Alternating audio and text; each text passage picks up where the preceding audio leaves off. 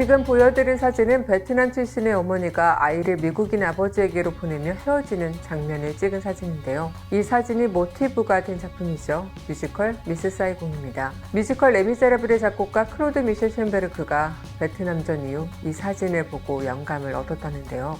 전쟁이 한창 중인 베트남의 한 술집에서 미스 사이공 선발 대회가 벌어지죠. 이 대회는 일반적으로 생각하는 미인 대회가 아닙니다. 더 많은 값에 웃음과 몸을 팔기 위한 경쟁이었던 거죠. 바로 이 술집에서 미군 병사 크리스와 어쩔 수 없이 술집에서 일을 하게 된 킴이 만나게 되고 둘은 하룻밤 장난이 아닌 진정한 사랑을 나누게 됩니다. 크리스와 킴의 서로에 대한 사랑과 마음은 전쟁 속의 폭탄을 막아낼 만큼 단단했고 총탄도 피해갈 만큼 빨랐습니다. 둘은 결혼식까지 올리지만 행복도 잠시. 남베트남의 호치민 정부가 돌아서고 급박하게 미군이 철수하게 되는데요. 크리스는 킴과 함께 미국으로 가려고 온 힘을 써보지만 킴은 미국행 헬리콥터를 타지 못하고 갑작스럽게 이별을 하게 됩니다. 공산화된 베트남의 상황은 킴을 몰아세우죠. 크리스와 결혼까지 한 킴은 반역자로 몰리게 되는데요. 때마침 어려서부터 킴을 사랑했던 공산당 간부 트위가 킴에게 자신에게 올 것을 강요하고요. 심지어 트위는 크리스와 킴 사이의 아들을 죽이려고 계획합니다. 그러나 이를 알게 된 킴은 트위를 사살하고 탈출해서 방콕으로 도망갑니다. 한편 미국으로 돌아간 크리스는 다른 여자와 결혼을 하게 되는데요. 나중에야 킴의 행방을 알게 되어 부인과 같이 킴을 찾게 되는데 킴은 크리스가 다른 여자와 결혼한 사실에 충격을 받고 아들의 새로운 삶을 위해 목숨을 끊게 되죠. 크리스는 아들을 데리고 미국으로 떠나게 되며 막이 내립니다. 참 마음을 저미게 만드는 스토리죠. 신금을 울리는 미스 사이공은 지금까지 소개해드린 세계 4대 뮤지컬 중 마지막으로 소개할 작품입니다. 전쟁 속에서 만난 미군 파일럿과 사랑에 빠졌고 그 남자의 아들을 홀로 낳아 키우며 그와의 재회를 꿈꿨던 베트남 여인. 혼혈의 아픔을 안고 살아가야 하는 자신의 아이만이라도 풍요로운 땅 미국으로 보내기 위해 이별을 택한 그 연인의 슬픈 사연은 많은 이들의 마음을 울렸죠. 뮤지컬 레미제라블을 성공적으로 영국에 안착시킨 클로드 미셸 셴베르크와 알랭 부브리 콤비 역시 그녀가 보여준 위대한 희생에 강렬한 인상을 얻었는데요. 마침 푸치니의 오페라 나비 부인을 현대화한 작품을 후속작으로 염두에 두고 있던 두 사람은 사랑하는 이들을 이별하게 만든 베트남 전쟁을 작품의 배경으로 끌어들였죠. 역사적 기록을 토대로 1년여 함께 고민하고 작업한 끝에 완성한 미스 사이곤 제작팀은 17소녀 킴을 찾기 위한 여정을 시작합니다. 그들이 바라는 10대의 동양인 소녀를 찾기란 쉽지 않았는데요. 그러던 어느 날 프랑스 TV에서 방영된 필리핀 영화에서 이탈리아어와 영어를 완벽하게 구사하며 노래하는 한 소녀를 발견한 셴베르크는 프로듀서인 카메론 매킨토시와 연출가 니콜라스 하이트너, 작사가 알랭 부브리 등과 함께 필리핀에서 마지막 오디션을 진행하게 됩니다. 그리고 오디션 첫날, 셴베르크는 영화에서 보았던 어린 소녀를 만나게 되죠. 뮤지컬 레미제라블 포스터를 가지고 오디션장에 들어와 그에게 사인을 부탁하고 그가 연주하는 피아노 반주에 맞춰 써낸문을 불러 제작진들로부터 감탄사를 자아내게 했던 그녀가 바로 레아 살롱가. 1년간의 오디션 끝에 여주인공 킴을 발굴해낸 미스 사이공은 작품 개발을 시작한 지 5년여 만인 1989년 9월 런던 로열 드루리 레인 극장에서 역사적인 초연 무대를 가지게 됩니다. 세계적인 프로듀서와 창작자들이 수년에 걸친 사전조사와 오디션, 그리고 1천만 달러 이상의 제작비를 들여 선보인 미스 사이공에 대한 관객들의 반응 또한 기대 이상으로 뜨거웠는데요. 막을 올린 지 2년 만에 3,300만 달러의 흥행 수입을 거둬들였을 뿐만 아니라 1991년 뉴욕 브로드웨이 극장 공연을 앞두고 3,700만 달러치의 티켓이 사전 예매될 정도였죠. 비련의 여주인공 킴을 완벽히 소화해낸 레안 살롱가는 청아한 음색과 강단 있는 모습으로 일약 스타덤에 올랐고요. 물론 뉴욕 공연을 앞둔 미스 사이공에 좋은 소식만이 있었던 건 아닌데요. 아시아계 단체들은 미국의 베트남 전쟁 참가를 미화시키고 아시아 여성을 성적 놀이객감으로 삼았다며 공연 중지를 요구했고요. 일부 미국인들은 작품의 내용인 미국을 비판하고 있다며 논란을 일으키기도 했답니다. 당시 영국이나 미국 국적가 없이는 받아주지 않는다는 별 이상한 논리 때문에 북미 지역 배우들을 대상으로 협력 오디션 또한 다시 치르기도 했죠. 하지만 당시 레아 살롱간만한 역량을 가진 배우가 미국과 캐나다에는 없었기 때문에 결국 레아 살롱가의 브로드웨이 입성을 저지할 수는 없었다죠. 웨스트엔드 초연 엔지니어 역의 조너선 프라이스와 트위 역의 키스 번스가 브로드웨이 배우 노조로부터 미국인 베트남인 혼혈 역의 백인을 캐스팅하다니 이건 아시아계 커뮤니티에 대한 모욕이다.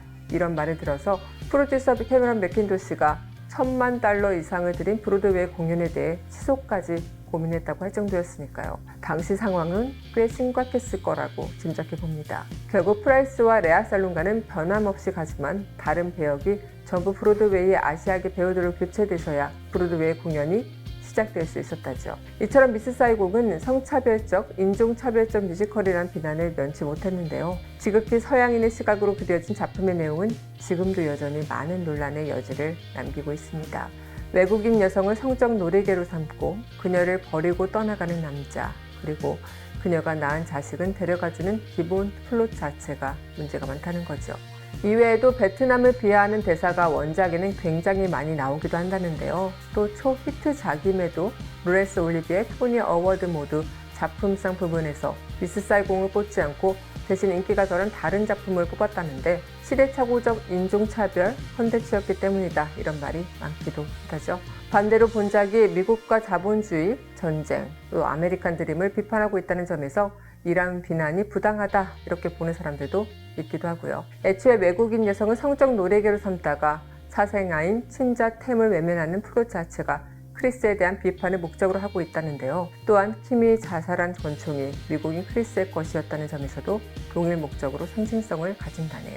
그 밖에 뮤지컬 안에서 드러나는 인종차별로 보이는 것들은 결국 이러한 것들을 비판하기 위해 있기 때문이라는 건데요. 미국 내에서는 오히려 이 뮤지컬이 미군을 비난하는 게 아니냐, 이런 불만을 제기하기도 했다죠. 미군인 크리스와 그를 사랑한 베트남 여자 킴, 그리고 킴에게 시련을 주는 엔지니어와 트위, 특히 엔지니어는 여성의 몸을 팔아 번 돈으로 아메리칸 드림을 실현하려는 속물이며 킴의 정혼자였던 트위는 킴을 되찾기 위해 아들까지 살해하려는 악당으로 묘사되죠. 이렇듯 미스 사이공에서 묘사되는 동양인의 모습은 범죄자, 광인, 빈민의 모습에서 크게 벗어나지 않는다는 것. 저 또한 베트남 전쟁을 직접 체험해보지 못한 세대로서 미스 사이공에서 묘사한 동양인의 모습이 왜곡됐다라고 단정하지는 못하겠지만요. 어쩌면 그것은 당시 베트남인의 실상이었을 수도 있을 거라 생각이 듭니다. 그러나 냉정하게 바라보자면 부정적으로 묘사되는 동양인의 모습과는 상반되게 긍정적으로 그려지는 서양인의 모습 또한 문제점으로 지적할 수 있겠죠. 크리스를 비롯해 엘렌과 존으로 대변되는 서양인들은 사려깊고 온정적이면서도 진취적인 동시에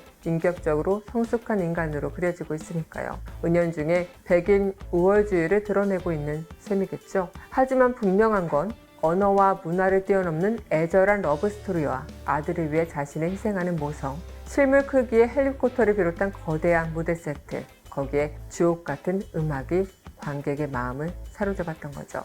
전 세계 26개국 317개 도시에서 13개 언어로 공연되며 지금까지도 뜨거운 사랑을 받고 있는 미스 사이공. 극적 상황과 인물의 심리, 감정의 변화, 사건 등의 모티브를 노래마다 숨겨놓고 반복하고 확장시키면서 드라마적인 통일감을 부여한 음악으로도 미스 사이공의 인기를 짐작해 볼 수 있지 않을까 싶습니다.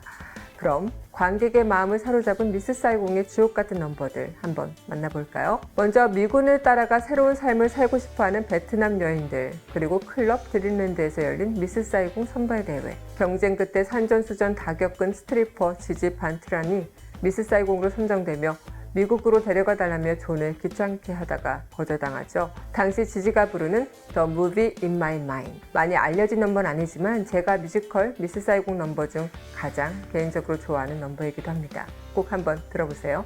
이번엔 크리스의 대표 넘버죠. Why Got Why. 크리스가 처음 킴을 만나고 하룻밤을 보낸 뒤 킴을 사랑하는 마음을 갖게 되는데요. 곧 전쟁이 끝나 베트남을 떠날 날이 가까워오는 가운데 복잡한 자신의 혼란스러운 마음을 표현한 명곡입니다. 다음날 크리스는 킴에게 돈을 보내주려 하고 킴은 남자와 밤을 보낸 것은 처음이라며 부모님과 어린 동생이 폭격을 맞아 고아가 된 사정을 이야기하며 거절하죠. 그리고 둘은 서로의 마음을 확인하게 됩니다. 가사가 너무나 아름다운 곡이기도 한데요. 킴과 크리스의 듀엣곡 Sun and Moon입니다. 이어서는 애절함이 느껴지는 넘버인데요. 크리스는 킴을 미국으로 데리고 가겠다고 약속하고 The Last Night of the World를 부릅니다. 다가올 이별을 예상하지 못하고 노래를 부르는 이들의 모습에서 애절함이 느껴지고요. 특히 이 곡은 김연아 선수가 2008년 세계선수권대회 프리곡으로 연기를 선보였던 곡이기도 하죠. 이어서는 유명한 곡은 아니지만 웅장한 리듬의 명곡입니다. 시간이 흘러 호치민 정부가 들어서며 미군은 급히 베트남에서 철수하게 되고 크리스는 미처 킴을 데려가지 못하게 되는데요. 당시 군인들이 행진하는 장면에서 흐르는 넘버 The Morning of the Dragon. 네, 이번에 소개될 넘버는 애절한 사랑 노래입니다. 엘렌과 킴의 각자의 심경이 애절하게 표현된 I Still Believe. 네, 마지막으로는 가장 널리 알려져 있는 넘버가 아닐까 싶은데요.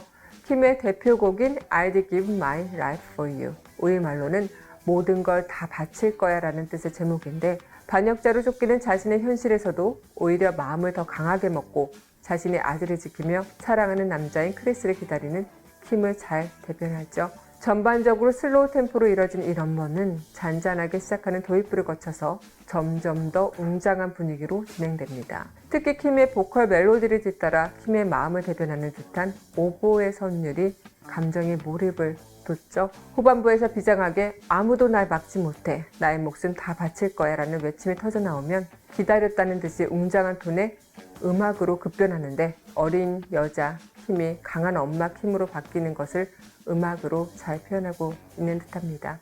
이 외에도 뮤지컬 전반에서 감쪽 같은 역할을 하는 엔지니어의 메인 넘버, 또 아메리칸 드림 등 주옥 같은 노래들은 이 드라마 떼어놓고 감상해도 충분히 아름답죠.